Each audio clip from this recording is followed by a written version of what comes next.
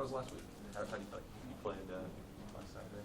Yeah, I feel like I made like a huge jump from week 1 to week 2. In Illinois, just kind of the rust off a little bit for game speed, game type, game tempo. So coming in this week, even though, I mean, we had a pretty good week of practice. We knew what we wanted to do, and I mean, we came in and did it. So I'm really proud of our guys that stepped up and really showed what we can do as a team as a whole.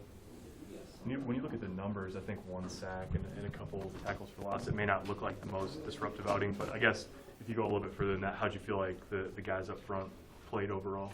Yeah, I mean, if you truly watched the game, I mean, you saw we were back there for most of the game, and I mean, we caused 3 of those interceptions to happen. I mean, Tay had a really great game with having 2 of those, and JoJo having that first one. I mean, I think we really played well up front. I mean, they had some really good running backs. I mean, there were a few times where we got caught out of our gap because we thought the running back was going to hit in. I mean, they just made a great cutback into our gap that we were originally supposed to be in. But I mean, other than that, I mean, we held the line of scrimmage. I felt like we got a pretty good push. So I feel like all around our boys played pretty well. What kind of challenges does Buffalo present? Yeah, I mean, they're going to be better than Fordham. I mean, the way we go about it, I mean, Coach Chins has helped us a nameless, faceless opponent. I mean, it's just another week, just do what we do. But I mean, they also have really great backs. Their offensive line's been really solid. I mean, they have 2 returning starters. I know that. As we dive in deeper, we're going to find out more of their tendencies, more of what they like to do. So moving on throughout the week, I think we'll get a pretty good idea of them. Nash was up here earlier. How have you kind of seen him come along in the last few months and since spring ball? Yeah, Nash has probably made the biggest jump out of all those young guys, and it's been awesome to see him progress to who he is now. I mean, when he first got here, he was just a big, stiff dude, and I mean, I told him, I said, you got the size, you got the strength, but now we just got to work on your athleticism. He's really honed in on that, and he's really made that jump. So, I mean, getting to see him, I watched the whole game, the film on yesterday, so I looked at his plays. I mean, he did his job. He did pretty good. I mean, there's always something that could be better, but for hopping in your first game, he did pretty good, so I'm really proud of him. You know, we keep on hearing the emphasis about finishing that first half, strong, and then starting the third quarter strong. But how do you do that? I mean, how does that become reality? Mentality. I mean, you just got to go out there and know what's important and what's not. Starting off with that first half, I mean, if you stop them, that's like a momentum shifter.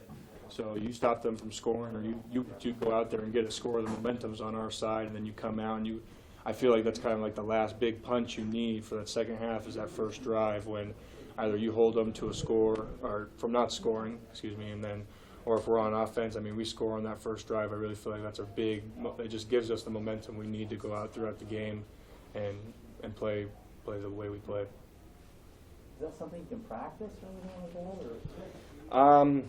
No, not really. Like I said, it's just like a mentality thing. You just got to go out there and just know what you got to do, and you just got to be a dog, in my opinion. I mean, you go up, line up in front of that dude and say, it's not over. We're just getting started with that second half, So it's going to be a long second half for you, and, I mean, it's going to be a long game. And I feel like we showed that on Saturday where it kind of just seemed like everyone wanted to get out and kind of just get it over with. Is that a point of pride then? So you got the 3 and out, and then obviously they got the ball back after the punt. So then to go out there and hold them again, sort of. Yeah, I mean, we smiled. I mean, I came off.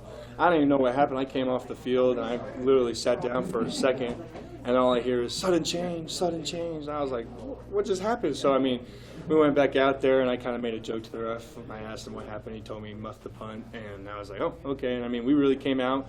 I mean, we were excited. I mean, who doesn't like to be on the field, right? I mean, yeah, a breather's nice every once in a while, but that's why we're here. We're here to play football. That's what the defense's job is, to get the ball back no matter what. So going with that, I mean, I feel like we came out and answered that pretty well, stopping them again. Hey, Ty, what's it like in the D-line room when you're watching the film over again and you're seeing, I guess, you guys causing those interceptions? Is it just like a point of pride, like talking about it? Because, not everybody's going to see what you guys do. They're just going to see the interceptions. Right, yeah. So, I mean, Coach Tuioti does a great job with that. I mean, he lets us know. Like today we went over the film, And he said, nobody's going to care that you guys were back there. All they're going to care is about the guy that caught the ball. But to us and to the people that truly think it's important and matter, and to the people that we think are important, they're going to know and they're going to see what we caused. So it's a big pride thing, I think. I mean, it's just what we want to do, keep going and moving forward. Obviously, you guys are going to focus on every game as it comes, but how much more do you guys focus in when you see what goes on around college football every week? There were a lot of upsets again last week. It's a non-conference opponent, but I don't know, does that put you guys on kind of on guard even a little bit more? I want to say on guard. Like I said, Coach Chin's really emphasized that last week with Fordham, saying that he's been on both sides of the ball where, I mean, he's been with the FCS team where they go in and they upset, and he's been on the Division I side where an FCS school comes in and they upset that Division I school. So he said he doesn't want us to take anything for granted, nothing to be lax. That's why he kept saying a nameless, faceless opponent, because it doesn't matter who's going to line up against the ball. We're just going to do our thing. So You guys have talked about that for a number of years. How is that easy to do? Is that difficult to remove kind of the specifics of the opponent, or how do you do that? not for me. I mean, I just look at the dude across from me, and I kind of just get in my head saying, like, just do what you need to do, I guess. And so, I mean, when I'm watching film, I see them, they may not be the best offensive lineman, or they might be a really good offensive lineman. I mean, I'm still going to prepare the same way. I still want to better myself as an individual and as a player. So, I mean, just go with it, I guess. When you're going up against the offensive lineman, what do you look for that kind of tells you the traits of, oh, this guy's good, or maybe this guy, like, I can take advantage of this guy? Yeah, so I mean, we have meetings that we kind of do our studies on, and we'll look at how if they fire off the ball, or if they're a high hand puncher, low hand puncher, if they're really quick on the move, or if they're I don't know if they're passive with their hands.